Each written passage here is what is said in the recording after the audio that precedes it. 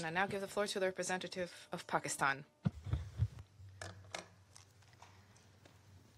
Mr. President, we thank the Secretary General, the Executive Director, UN Women, Civil Society briefers, Ms. Nora and Ms. Olga, for their insightful briefings.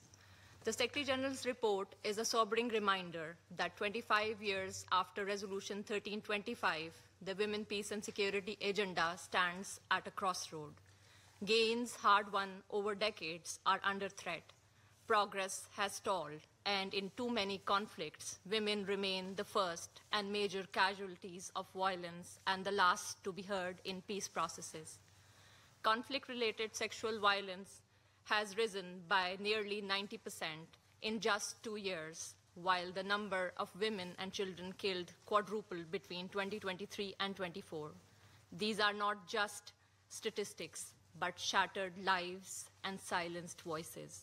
Women made up only 7% of negotiators and 14% of mediators last year. The promise of Resolution 1325 remains far from realized. Mr. President, the plight of Palestinian women is one of the gravest tragedies of our times. 7 out of 10 women killed in conflicts around the world in 2024 were in Gaza. Homes, schools, and maternity wards were bombed. Pregnant women gave birth under fire without anesthetics or water. Tens of thousands were displaced. Hundreds of thousands now face famine.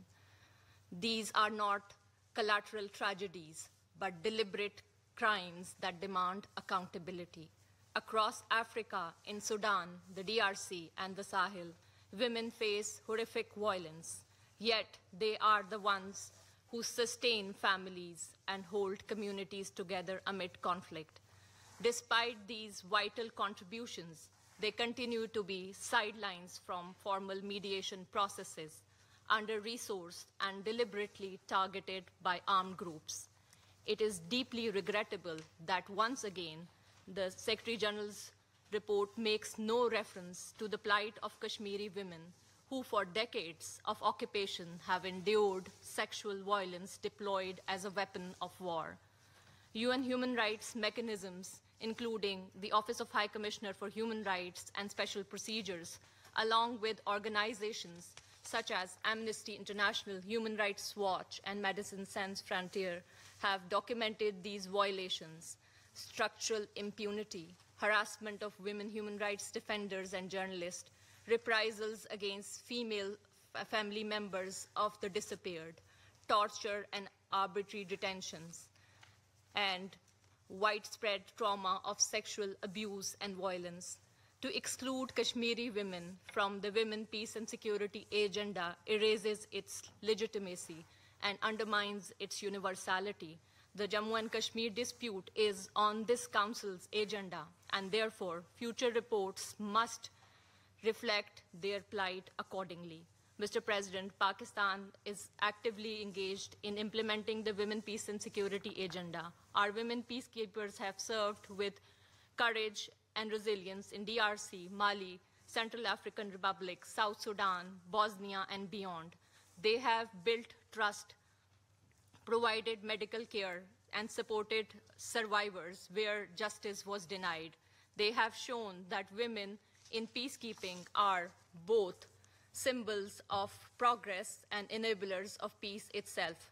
Pakistan remains committed to the UN gender parity strategy and to expanding women's role in our contingents. Mr. President, research is clear. Peace agreements with women's participation are more durable. Binding thresholds for women's representation must apply to all UN mediation processes. Women's protection under international law must be guaranteed, and accountability must be ensured wherever, whenever sexual violence is deployed as a deliberate tactic of war. Resources must also match commitments. Women's organizations in conflict zones, often the first to respond and the last to leave, must receive sustainable and predictable funding.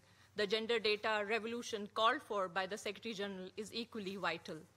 The Pact of the Future reaffirmed our collective commitment to the Women, Peace and Security Agenda. Now is the time to act.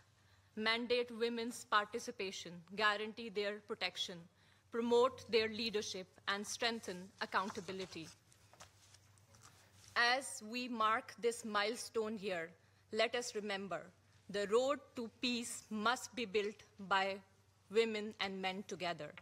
Sustainable peace demands women that they are at the heart of decision-making as mediators, peacekeepers, and leaders.